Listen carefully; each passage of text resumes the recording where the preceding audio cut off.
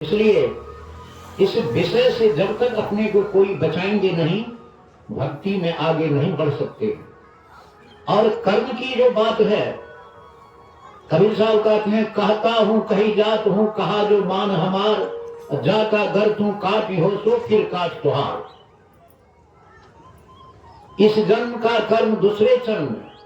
सदन कसाय भक्त थे, वो जा रहे थे जगन्नाथपुरी दर्शन करने, रास्ते में गिर आ गए। वो पति पत्नी दो ही व्यक्ति थे, उनको बाल बच्चा नहीं था। वो महिला कहती है सदन कसाय से कि आप हमको साथ ले चलिए, हम आप ही के साथ देंगे। सदन कसाय तो निर्विकार लोग भक्त हैं, वो कहते हैं हम क्यों ले जाएंगे आपको, तो घर में पति है। वो सोचे पति बाधा करेंगे, शायद इनका इशारा यही है, तो जा करके पति के गला को काट देते हैं और आते हैं कहने के लिए अब हमको ले चलिए, उनके गला को मैं काट दिया। कहते हैं ऐसा आप क्यों किए, पति को क्यों काट दिए आप, हम क्यों आपको ले जाएंगे। और वो महिला सोचती है अब तो मैं न घर का न घाट का, चिल्लाने लगी। गांव के लोग इकट्ठा हो गए, अब कितना हो सफाई देंगे सदन कसाय, तो क्या लोग मानेंगे। गांव के लोग का सबका इंसाफ हुआ कि ये गलत क्या है, इनका दोनों हाथ काट लो, तो दोनों हाथ काट लिए। लेकिन सदन कसाय तो भक्त थे, वो लौटे नहीं, चलो भगवान का दर्शन करने हम जाएंगे। जब जगन्नाथपुरी के निकट जाते हैं तो भगवान पुजारी से कहते हैं एक भक्त आ रहे हैं, पालकी लेकर के जाओ, उनको ले आओ। पुजारी जाते हैं, पालकी पर बैठा करके सदन कसाय को लाते हैं।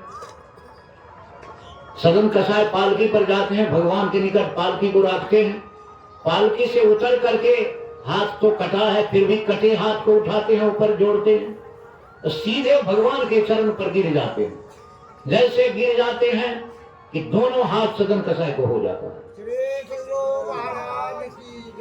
सदन कसाय कहते हैं कि भगवान हाथ तो मुझको हो गया, लेकिन कट क्यों गया, ये पीड़ा क्यों हुआ।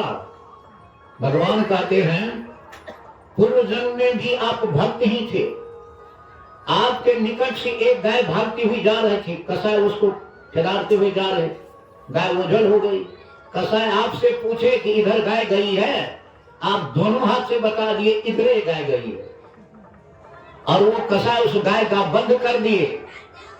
इसी कारण आपका दोनों हाथ कट गया इस जन्म में आकर के। और वही गाय घर वाले की पत्नी थी, इस जन्म में उसका गला ये काट दिया। ये कर्म है। इस कर्म को छुड़ाने के लिए संत महात्मा लोग बताते हैं, यदि शैल समम पापम विस्तीर्ण बहुयोजनम विद्यते ध्यान योगेन नान्यो भेद कदाचन। तो आप ध्यान योग के द्वारा पूर्व जन्म कृत कर्म को जला देंगे। बांधते हैं, कर्म का फांस होता है, रस्सी से बांधते हैं, रस्सी जब जल जाएगा फिर बांधा नहीं जाएगा। इसलिए ध्यान के द्वारा, भक्ति के द्वारा उस कर्म को आप नाश कर सकते हैं, यही संत महात्मा लोग कहते हैं। तो अब मैं आगे नहीं बढ़ना चाहूंगा। मैं तो तब ये बंद कर देते बाबा, ये मोबाइल जो लगा दिए ना